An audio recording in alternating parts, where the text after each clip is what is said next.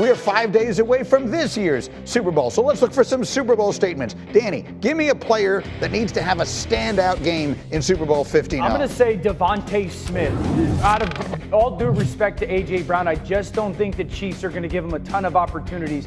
He's played against the Chiefs 3 times. In all 3 of those games, 6+ catches. In all 3 of those games, 99+ yards. In all 3 of those games, at least 2 explosive plays.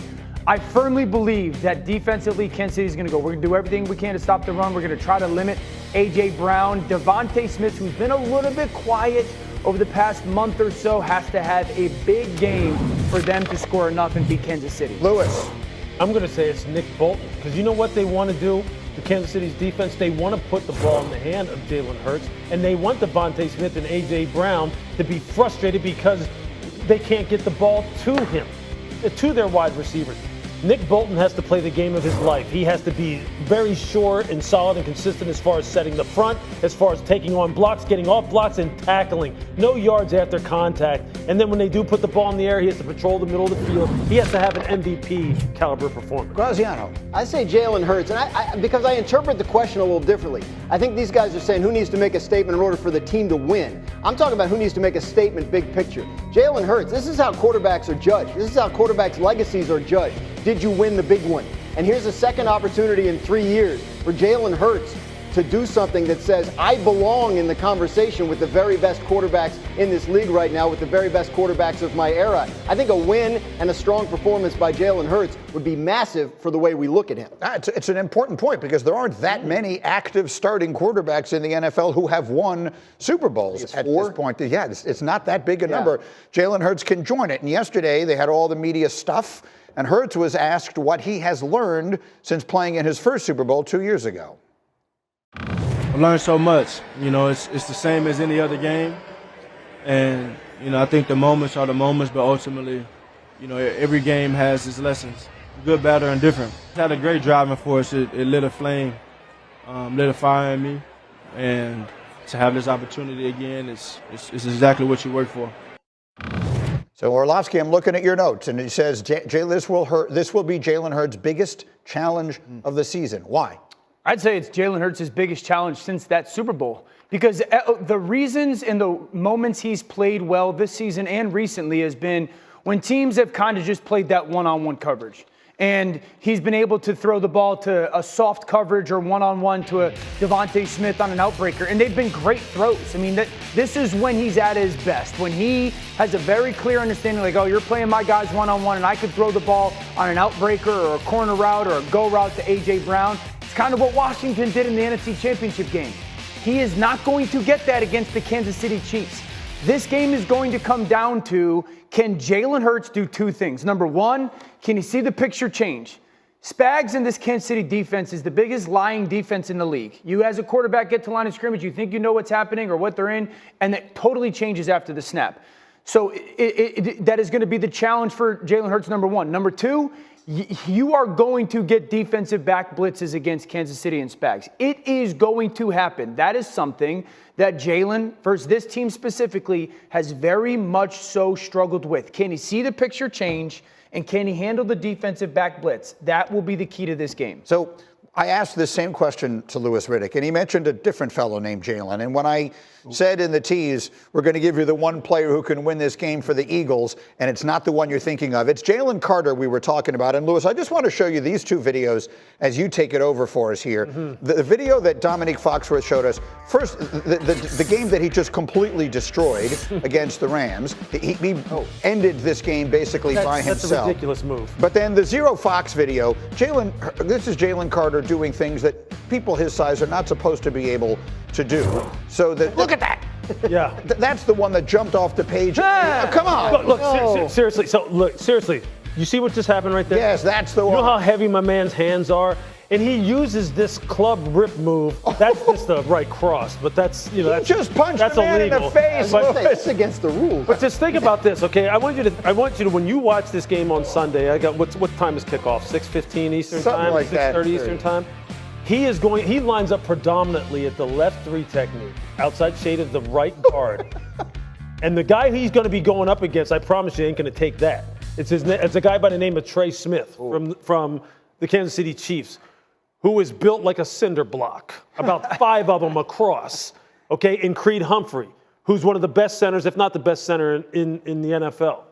Jalen Carter versus these guys is going to be like Godzilla versus Kong. That's what it's going to be like. It will measure on the Richter scale every single time they go because Jalen is so fast off the ball, and he'll be gone in an instant. He can beat you with power. He can beat you with speed. He plays with great body tilt. He doesn't play up and down. He plays with forward lean. He jumps off the ball. When he puts his hands on you, as you see right here, he just controls you. He's got the agility to be able to turn the corner. Just look how fast that is. Look how fast that swat and rip is. He's by the center in no time. Then he's going to tell you about it. He needs to have one of those moments. Remember the Super Bowl between the Bengals and the Rams where Aaron Donald basically saved the day for the Rams. Because Joe Burrow was about to break their heart. Mm-hmm. That's the kind of moment Jalen Carter needs to have in this fourth quarter of this game where Patrick's about to rip their heart out and he takes it back from him. He needs to make that kind of play. Yeah. They asked Jalen Carter last night at the media night, what's one of the keys to slowing down Mahomes? And his answer was, well, one thing you can do is sack him, which sounds easy, but it's been very difficult for people to do in the postseason. And if Jalen Carter can figure out a way to do it, then that gives him an edge over everybody else the Chiefs have seen. Am I old enough to remember when Kansas City's offensive line was a liability? I mean, weren't we sitting here having that? So shouldn't this be where this game gets decided? No, so 2 things. One, ever since they've moved Joe Tooney out to left tackle, their field goal better, his QBR is better, less sacks. So that move in many ways saved their season. The second thing is, I agree with Lewis's point, but to Lewis's point, more often than not, Carter's going to be lined up on Kansas City's right, which is Trey Smith, which is like battle versus battle. I mean, you called it what? Godzilla versus Godzilla? Godzilla versus Kong. So it is like kind of great versus great. Yeah, if he was on the left side versus Caliendo, maybe a little bit greater advantage. Which is probably something you should look out for. As you sit there and you're watching it, you're going, if you're Jalen Carter, you're going, why am I dealing with this dude? Maybe I should walk over here. I'd also say this. If they are going to consistently line them up to the right, then go outside of Nolan Smith, because then it becomes Nolan Smith versus Jawan Taylor, and that's advantage Philly. Okay, so we've got that little battle within the battle to keep an eye on. And then there are the superstars in this one, none bigger, of course, than Patrick Mahomes. And last night at the media festivities, he was talking about the way his team is perceived. Listen. We embrace who we are, and we believe we play the game the right way. We believe that we play with a lot of heart and a lot of passion for the game, and then we win football games. And if winning football games makes you a villain, we're going to keep going out there and doing it. So the whole villain storyline is fascinating to me. It's as though the entire sports world, or the entire world, just started watching sports this week. This sort of been the way it always goes, right? Teams win all the time. Yeah. This just happened with the Patriots in this generation. I'm not sure where everyone has been. But okay, so putting that aside for the moment, Patrick Mahomes versus this defense. Dude, this is strength on strength. This is the most fascinating part of this game. If you think of this Kansas City offense and Mahomes versus Philadelphia's defense, number one, Kansas City's offense, one of the foundation of it is motion. They motion at the top 5. If you go back to the Super Bowl 2 years ago, why was the game won? Because those 2 late motion plays down in the red zone when Philadelphia was completely unaware and unprepared for it wins the game. This defense in Philadelphia this year is great versus motion. The best defense in football, QBR-wise, in yards per play. So strength of Kansas City's offense, strength of Philadelphia's defense. Second thing, yards after the catch. Strength of Kansas City's offense. It's the foundation of who they are.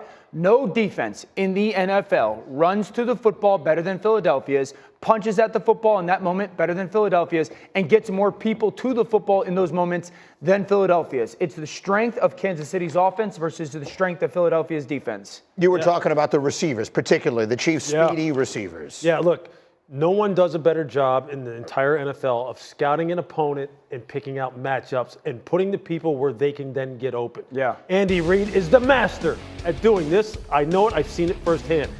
Hollywood Brown and Xavier Worthy are the 2 guys who now have to show up just like they did. See, this is the beginning of the game. This is the first drive in the AFC title game. And all of a sudden people are going, where's Hollywood Brown been?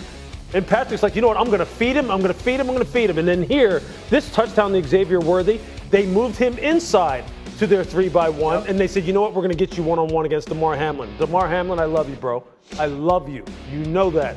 You're no match for the speed of Xavier Worthy, and Andy Reid knows that, and there's nobody better. Those 2 have ascended at the right time. Xavier is taken off, Hollywood is healthy, Travis is playoff Trav now, and Patrick's Patrick.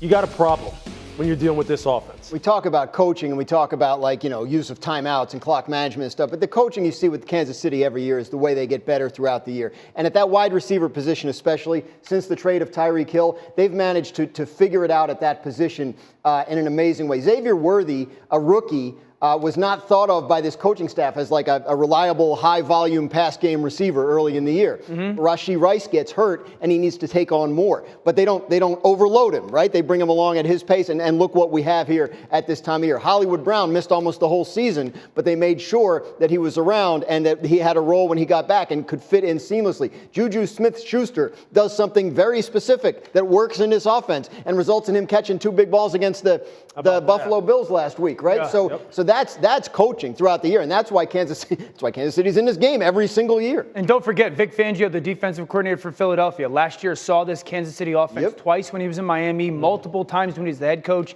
of Denver in division. Like this will be a phenomenal matchup watching that offense versus this defense. Did he not coach with Matt Nagy in Chicago? There you go. Under Matt Nagy in there Chicago? You go. Yeah, this is all kinds of layers. Who is on that offensive staff now with the Chiefs. We got ourselves the potential for a great one. It's time for our expert review, which is brought to you by Tax Act. We have given Dan Orlovsky a homework assignment, and that is to put together some tape on Jalen Hurts. You said that this game is going to be as big a challenge as he has had in a long time. Tell us why. And a huge key in this game for Jalen Hurts is going to be his cadence. Okay, I want you guys to pause this. I'm going to show you 3 clips. Everybody at home, I just want you to pay attention to the quarterback, okay? CJ Stroud in the divisional round, Josh Allen in the AFC title, and 2 years ago in the Super Bowl. Just pay attention to the quarterback. You guys can play it because the cadence and how they operate it is going to be huge. Quarterback leg kicks, all of a sudden all that pressure comes, and here comes a free runner against CJ Stroud. It's a waste of a play. Okay, then you go to the AFC Championship game. Pay attention to Josh Allen. Leg kick, but it's not that definitive. Nothing happens for the defense. Now it looks with motion, leg kick, I want the ball. Here comes another free runner. So there's a beat that the defense has on the cadence, meaning how the quarterback declares to the center when I want the ball. 2 years ago, pause it, okay? This is in the Super Bowl for the Philadelphia Eagles. Jalen Hurts. Now you guys can play it. Watch him leg kick and watch the movement of the defense. Leg kick, all of a sudden, here comes this crazy rotation. You get another free runner, and there's a wasted play. There is something about this defense in Kansas City as a quarterback that you declare, play it one more time for me, guys. Hey, this is when I want the football. And they are not going to show you what they're doing defensively, so you can't change your protection. You can't communicate it. CJ Stroud, 1 leg kick. Now pause it. This is what happens. You as a quarterback, all of a sudden, you can't change things now. You get all these bodies down at the line of scrimmage. You can't change who's blocking who. You guys can play it, and that's how Bolton becomes a free runner. This is where, as a quarterback, you got to leg kick once, leg kick twice, maybe have your center turn his head. The AFC title game. Look, Josh not really declaring exactly what he wants in that moment. Now, I can't change it now. I can't do anything to stop time, and those free runners happen. And again, this is going to be huge in this game. If there was one thing on these 3rd downs, pause it. See how Jalen just kind of went down like that? That's not really lying to the defense. You got to get the defense to be like, no, I want the ball right now. And you guys can play it. This is where you got to have Jurgens maybe turn his head or whatnot, because if they get a beat on your snap and they don't tell you what they're doing before, you cannot block this defense. You are just playing a guessing game, and it's too risky in those 3rd down situations. This game will in many ways come down to how offensively they handle their cadence at the line of scrimmage. That's a great tape, and I will ask you what I hope is not an uninformed question. What I notice about the first 2 plays is they're both at Kansas City, so the crowd noise is a factor. One wouldn't think that would happen in a Super Bowl, right? But that clip, the last clip was the Super Bowl. That's what I mean. That's why I wanted to use it. So, and in many times when Philadelphia is in the shotgun, they're often a silent count, no matter if they're at home or on the road. So something to pay attention to early on. Philly's in the shotgun, passing situations, those 2nd long and 3rd and long situations. Do you see Jalen Hurts give that leg kick and wait for the ball, or is he using verbal communication? If he's using verbal, huge advantage, at least to even the playing field for Philadelphia. If he's doing leg kick, I'm telling everybody, later in that game, Kansas City will figure out the tells of those leg kicks, and they will get a beat on it. Something that people who've never been might not realize. Super Bowls are much less loud than every other game that is played during the course of the regular season. That's a great tape. Great job. In the meantime, as far as Hurts is concerned, he was asked yesterday what he has learned since playing in that first Super Bowl 2 years ago, and here's what he said. I learned so much. You know, it's the same as any other game. And, you know, I think the moments are the moments, but ultimately, you know, every game has its lessons, good, bad, or indifferent. It had a great driving force. It lit a flame, lit a fire in me. And to have this opportunity again, it's exactly what you work for.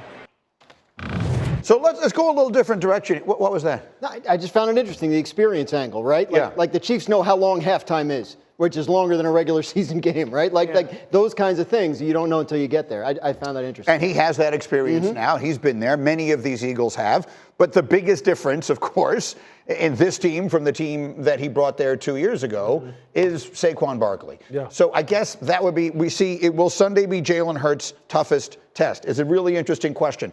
What is the Saquon factor in all of that? That's what they have ridden, Louis Riddick, all the way to this point. We all sit here talking about how Kansas City, Steve Spagnuolo, they'll figure out something that candidly no one else has, and that is how to slow down or stop Saquon Barkley. So how does that factor into the answer to this question about the test for the quarterback? Yeah, I think, look, if they're able to slow down Saquon and they're able to eliminate a lot of those plus 20, plus 30, plus 50 explosives, and this becomes a second and long and third and long game, that's where it really gets put on Jalen Hurts' shoulders. And that's exactly where Kansas City wants it. So believe me, they will make sure, well, they won't make sure that they get it done. Steve Spagnuolo will make sure that he commits enough resources to put Jalen Hurts in those situations. That's where he wants him. So look, no one has really been able to slow down this young man all season long. Yeah. And see, that's why early on in the season when we talked about can Philadelphia be a Super Bowl contender and a Super Bowl winner without having an explosive outside passing game component, I said, yeah, they can, as long as number 26 keeps doing that, because that's what he's doing. He's given them that aspect, that component of the offense that the passing game typically provides. Steve's going to try and take it away. If he does that, it will go down as his second greatest defensive accomplishment, coordinating-wise. The first was obviously the New England one. Right. Okay. For those who don't know, he was the defensive coordinator of the Giants when they beat the 18-0 New England Patriots. To stop this run game is going to take a heroic effort from everybody, all 11. The way they tackle and the plan. Who do I tell you is constantly the biggest weapon at ESPN? He's Hembo. Guess how many 100-yard rushers the Chiefs have given up in their last 18 playoff games? Yeah, the answer is 0. 0. Yeah. They've given up 2 touchdown runs of more than 6 yards in that 18-game stretch. If they are able to slow down and minimize that run game, it is going to take a heroic effort, scheme and performance-wise. And if there's a defense that can do it, it's the Kansas City Chiefs. And that Chiefs coaching staff with an extra week to prepare, we talk about a lot. We talk about it with Andy Reid, but Spagnuolo has shown that too in Super Bowls, right? The ability to game plan and execute at a high level in those games. Think about what we're saying. If you can just keep the guy from running 60 yards on one play, you've got a chance. He did it so much this year that's actually got to be. So, you talked, I think, about Nick Bolton earlier, right? Like the linebackers. The tackling at the second and third level by the Rams in Washington the last couple of weeks was horrendous. So obviously the Chiefs should be more buttoned up there as a result of their experience and the time they've had to plan. Yeah, that's why Nick, that's why Leo Chenal, that's why Justin Reed. These guys are they have to have the best game of their life. Because if they do, then Chris Jones goes, guess what? Now it's my turn. I'll take it from here. Now here we go. Charles Omenihu goes, here we go. George Karlaftis goes, here we go. The game is actually pretty simple when you think about it. Yeah. If they can get Jalen to 2nd and 6, 7 plus, 3rd and 6, 7 plus, if you're a Chiefs fan, you're going, here we go, boys. Yeah. Here we go. And Jalen has to be ready for that. Meanwhile, on the other. How's it going, everybody? Villa Sports Network here. Just want to thank you guys for your support on the channel. Thank you guys for watching the video. Hope you all enjoyed it. I also want to kind of remind you to don't forget to leave a like on the video, subscribe to the channel, and leave a comment on the video if you like as well. But regardless of the fact, thank you again for your support, and hope to see you on the next video.